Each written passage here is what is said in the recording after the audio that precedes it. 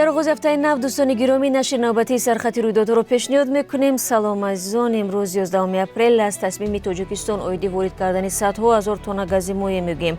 سرگئی میرونوف سیاستمدار روس پیشنهاد دارد که سال آینده به تاجیکان شناسنامه روسی ندهند. اعلان حکم یک سرژانت برای به مرگ رسانیدن سربازی در همدانی. بعضی موضوع اخباری آزادی را نیز معرفی میکنم. کمیته حالتهای فوق‌العاده تاجیکستان در پی یک بار گرم شدن هوا از احتمال آمدن سیل‌ها بر اثر بلند رفتن سطح آب در رودخانه‌های کشور هشدار می‌دهد. چون این خطر در نواحی توبه جمهوری، قسمت غربی ولایت مختار کوهستان بدخشان و ناحیه‌های کوهی ولایت ختلان وجود دارد. از ساکنان خواسته شده است که در این روزها از سفرهای بی‌ضرورت، جمع‌آوری هیزم، ماهیداری و شکار خودداری کنند. چرو و چرانی در نزدیکی‌های رودخانه‌ها، آبانبارها و کل‌ها نیز مصلحت دادن نمی شود. نیروهای اوکراینی به حمله احتمالی نظامیان روسیه در قسمت شرقی این کشور آمادگی میگیرند. به قول کارشناسان حمله گسترده نیروهای روسیه امکان دارد روزهای نزدیک آغاز یابد. 10 اپریل شرکت مکسر تکنولوژیز ناورهای ماهواره‌ای کاروان نظامی روسیه را نشان داد که 13 کیلومتر طول داشته به سمت منطقه دنباس حرکت دارد. تخمین می شود که کاروان نظامی روسیه به شهر ایزیوم روانه است. این منطقه ولایت خارکیف که در بین ولایت‌های لوهانسک و دونیتسک قرار دارد زیر نظارت نیروهای روسیه می باشد. بعد حمله‌های ناکام به شهرهای کیف و سومی نیروهای روسیه برای اشغال ولایت‌های شرقی لوهانسک و دونیتسک تلاش دارند. در عرفه حمله احتمالی کرمل رهبری جنگ در اوکراین را به گنرال الکساندر دورنیکوف فرمانده اوکروگ جنوبی نیروهای روسیه واگذار نمود. بعد محاصره یک ماهه روسیه نیروهای اوکراین شهر شمالی چرنیگو را آزاد نمودند. ساکنان شهر نقل کردند که در این مدت چگونه روزهای را پشت سر کردند و با آنها چی گذشت. گزارش را در این باره در برنامه اخبار آزادی 3 ساعت پس تقدیم شما خواهیم کرد. گزارش دیگری که در برنامه امروز در نظر گرفته شده است عاید شکایت پیوندان یک کارمند بانک در شهر کولوب است که به ادعای آنها چند نفر از میلیساهای منطقه او را لطو کوب کردند. بر اساس تشخیص پزشکان پرده گوش کارمند بعد حادثه دریده است. تفصیلات را همکاران ما پیگیری دارند. تاجیکستان می‌خواهد سال جاری به مبلغ بیش از 186 میلیون دلار حدود 435 هزار تن گاز مایع وارد کند. در مجموع در سال گذشته تاجیکستان 410 هزار تن این نوع مواد سوخت را به کشور آورد که 360 هزار تنش از قزاقستان و بقیه از روسیه خریداری شده است. طبق آمار سال گذشته نرخ گاز مایع 1.7 مرتبه بالا رفته 1 لیتر آن به حساب میانه حدود 7 سومانی و 40 درم 7 سومانی و 80 درم بود. بیشتر نقلات سبکرو در تاجیکستان از گاز مایع استفاده می کنند و بالا و پایین رفتن نرخ آن به جیب اکثر مردم میانه حال در کشور تاثیر دارد.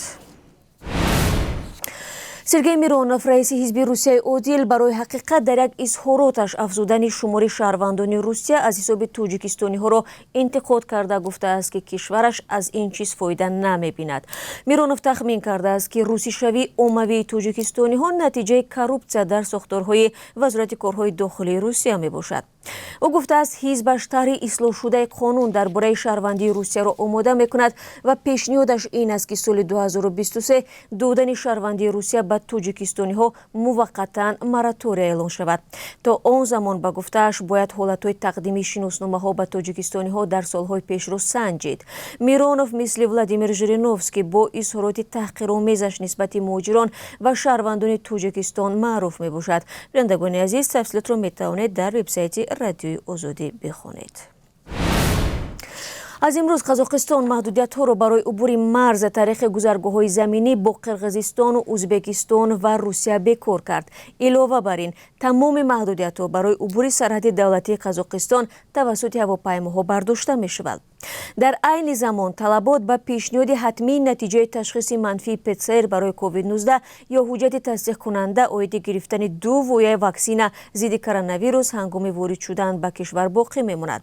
یادآور میشوم که ماه مارس امسال محدودیت ورود شهروندان به ازبکستان توسط گذرگاه‌های مرزی زمینی با تاجیکستان و قزاقستان لغو شده بود.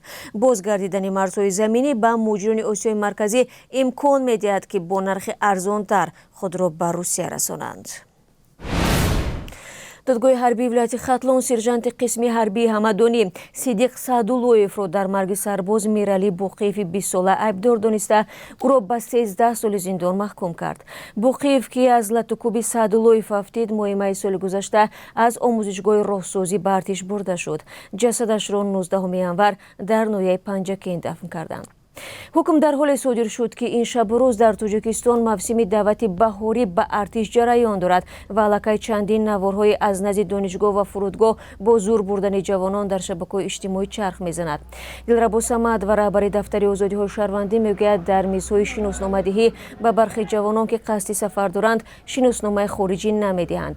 Корбаре навиштааст, ки дар ноҳияи Лахш ҷиргатоли пешин ба ҷои як ҷавони даъватшавандае, ки дар Русия будааст, падари ӯро боздошт ва бо фишор талаб намуданд, ки писарашро ба ватан баргардонад. маълум нест то куҷо ин иддаои корбар дуруст мебошад.